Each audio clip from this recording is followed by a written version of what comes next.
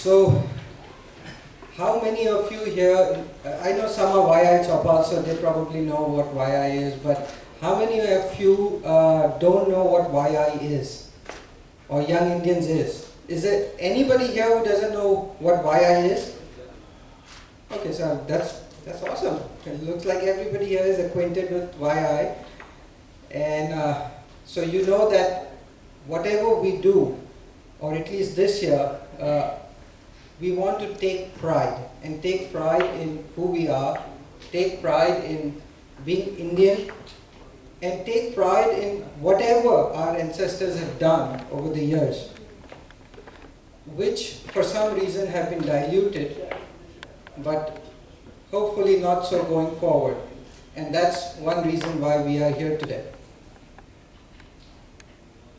The events that YI has done, I'll just name the couple big ones that we've done. The first big event was a session with Mumbai Dabbawala, which was also taking pride in the system that the Indian organization Dabbawala has kind of invented. You know, I don't know how many of you are engineering students here, but the concept of Six Sigma, which is patented by Japan, Mumbai Dabbawalas have achieved a significantly higher quality system. And Six Sigma basically says, you know, it's number of parts that you manufacture is defect in 1,000,000 pieces, and it defines it. And there's a way to study it. And what Dabbawala has achieved is significantly more than that. So we took pride in that, and we had him here in Jamshedpur, and a lot of us benefited from it.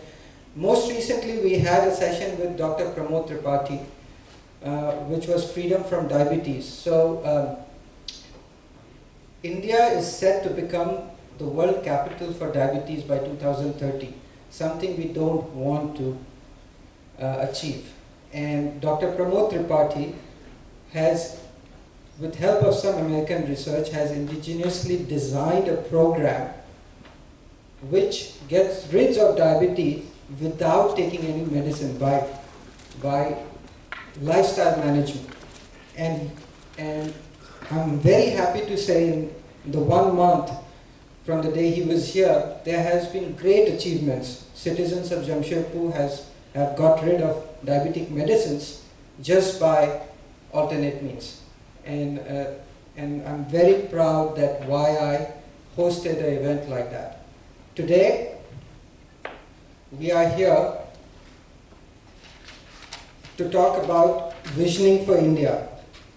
And Dr. APJ Abdul Kalam, not only did he become the President of India, he became the people's president. And he came to be known as the people's president not only because he did good or justified his position, but he went out and reached out to each and every individuals in this country. I'll just read out a couple things, a mailer that must have gone to you for this event. So he's been ranked amongst the most respected people of the country we've ever seen. His contribution to Indian growth story as a president and through various other eminent roles that he has played prior to and after his presidency did make him the youth icon of India. He touched so many lives and spoke to lakhs of people on his vision for India, and which was mainly the youths. He planted this thought into millions of people and touched them in small and big ways. His passing away is a sad story in India's history, but is also an occasion for us to celebrate the man he was and his vision for the country. So today, I welcome you all to participate in this event. I would request I would request Mr. Ullas Junjunwala to come up and talk about Yuva, under which we are organizing this event today, and to also introduce our speaker for the day. So Ullas.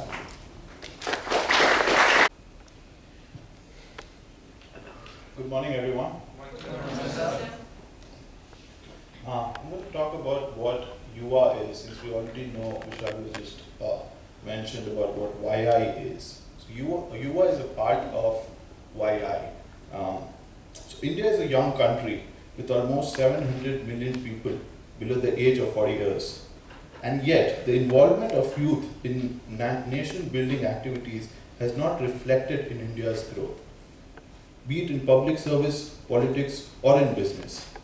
How will mass youth participation change this scenario? Does it need to change? How can youth contribute effectively and efficiently in making the India of tomorrow and being the change they want? Young Indians involve students from schools and colleges around the country to involve them in leadership, personal development, and nation-building activities. YI Yuva envisions connecting students to the community, the country at large, and working towards a common movement of nation-building. This is done by the formation of Chaupals in institutions with this broader objective, while the vision of each student Chaupal may be different from one Chaupal to the other.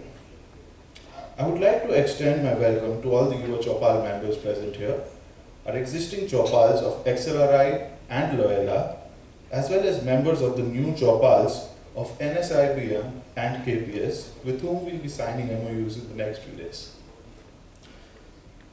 To shine like sun, you should first burn like sun, was one of Dr. Kalam's best quotes, and we as young Indians should be ready to take his thoughts forward as our own towards implementation. There is no subject that Dr. Kalam hasn't touched upon, either through his books or talks, and that gives us a very vast scope to be engaged with.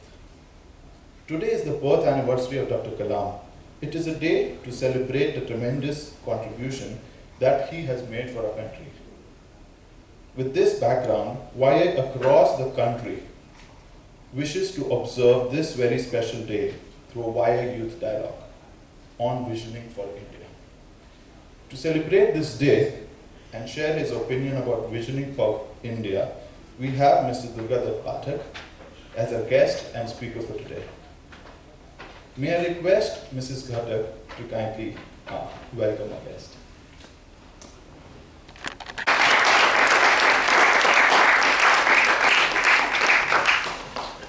Thank you, ma'am.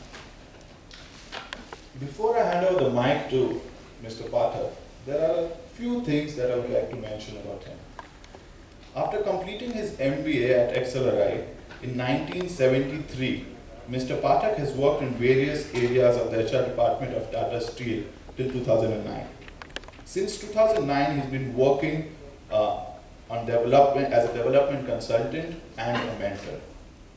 Mr. Pathak works on consulting assignments with large, small, and medium enterprises. He is a faculty at Suresh Neotia Center of Excellence for Leadership at Kolkata, an adjunct professor in the Department of Management Studies, Indian School of Mines, Dhanbad, a fellow at Sri Satya Sai University, Andhra Pradesh, a facilitator for training and development sessions, a managing partner at D D Pathak Consultants. He is a visiting faculty at XLRI Jamshedpur, IIM Calcutta, Banaras Hindu University, IIM Kharagpur, and many such institutions. He is also a life member at the National Institute of Personnel Management and Indian Society for Training and Development, a director at the Children of Ramakrishna Institute of Research on Vivekananda. As part, this is the most exciting one for me. He's been part of a team, Eurodash 1979, which toured Southeast Asia and Europe on motorcycle, covering 16,000 kilometers. This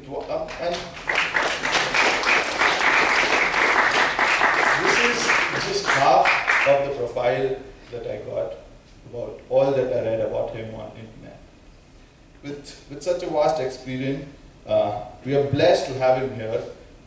May I request you, sir, to please come up on the stage.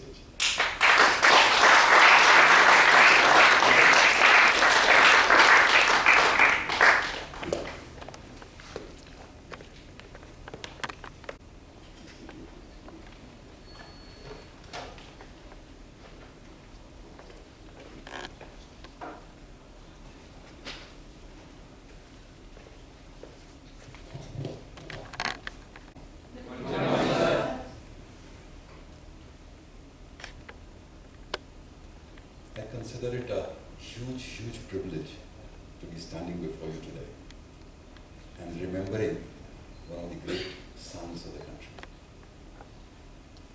A person who was born at the southern end of this country and who breathed his last,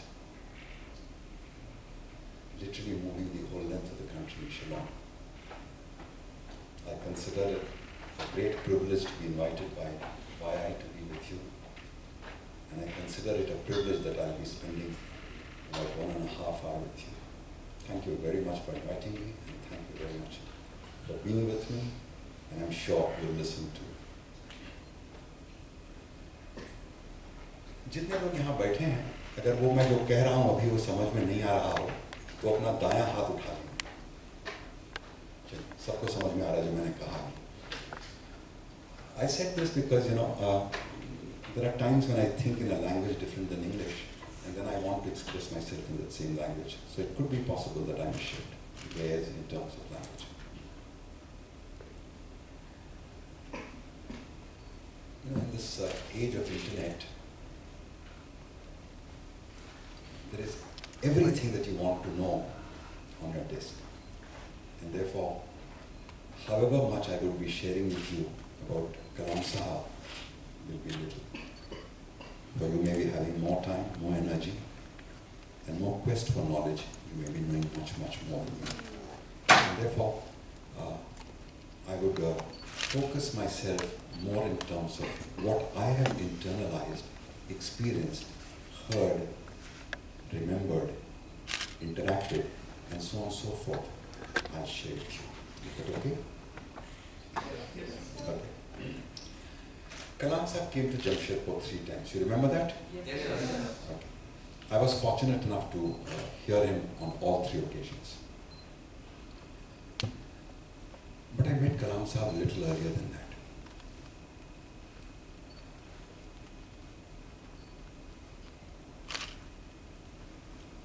He had just received his Bharat Ratna, which was in 97, if I remember correctly.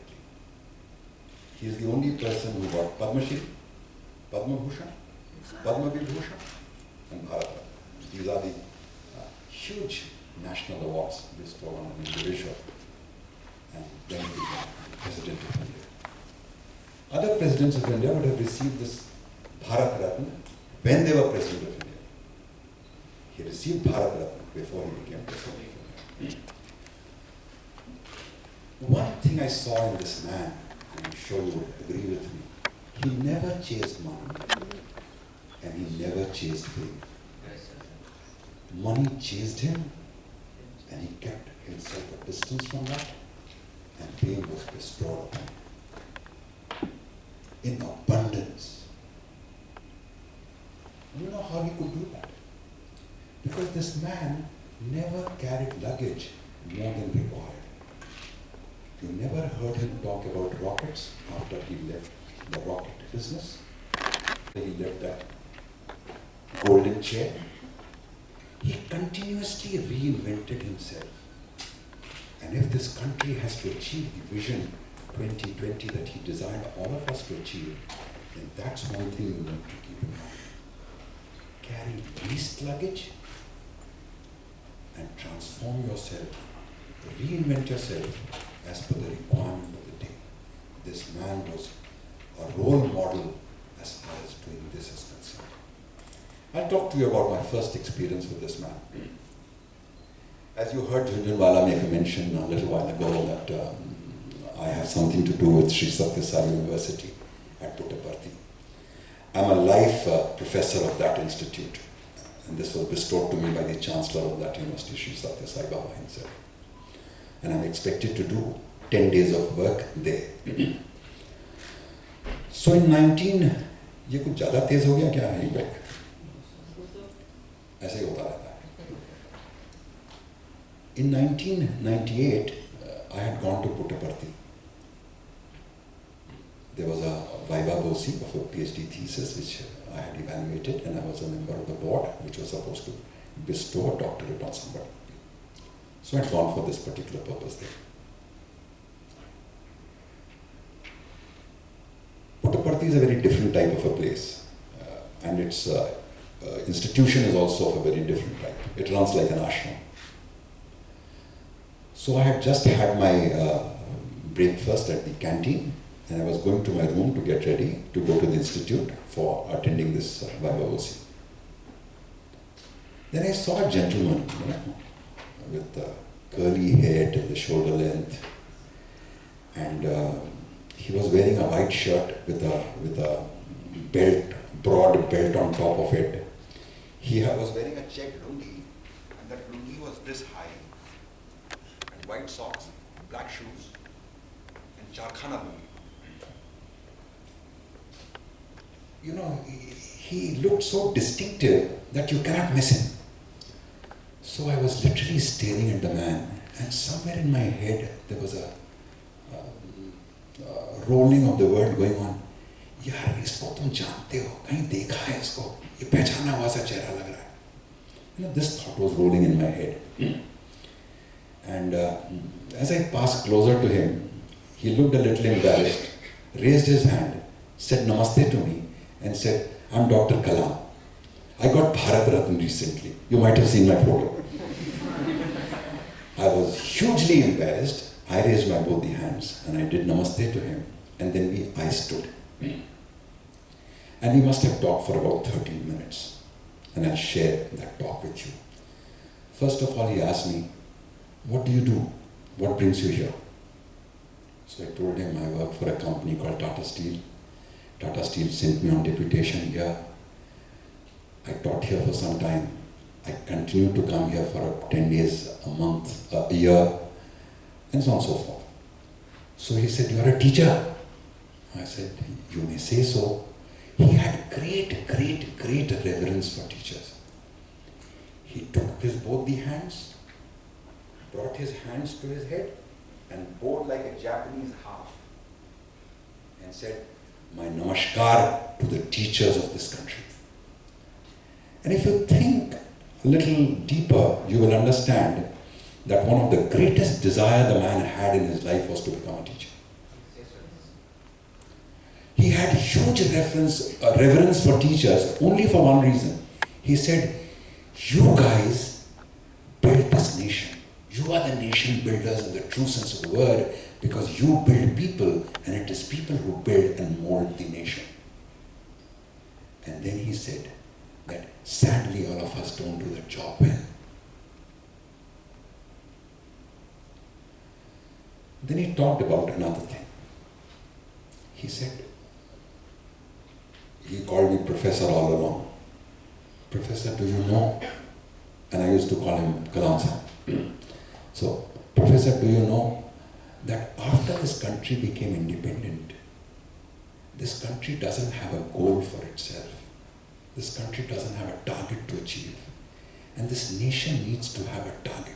At that time, he was working with a team of 500 people who were working on the Vision 2020. Government of India was working on this Vision 2020 with the 500 team members, people heading from, or people who were picked up from all verticals that the country needed, the core competencies that the country had, and he was the chairperson of that.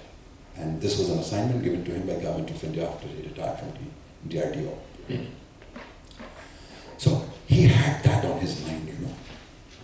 But then he said, simultaneously, that one country needs a role model. And after Mohandas Karamchand Gandhi, who was a huge role model, after 1948, the country doesn't have a role model. And I tell you, you and I, and all of us sitting in the whole 1.25 billion people who are outside this auditorium, we are fortunate that at least we have a role model, if we desire to have a role model in Kalam Sahib. If we did even fraction of what he did, we would do great good to ourselves, our families, our neighbors, our state, our country, and so on and so forth. We need to emulate him in not one but many ways. Then, you know, we talked about how he came to Puttaparthi. So he made a briefly mention that I'm Sri Satya Sai Baba's devotee since last 40 years. And I have been visiting him regularly, but people now recognize me a little more. Earlier, I wasn't recognized. Today, I have become an important person, so Swami has given me this building to live in.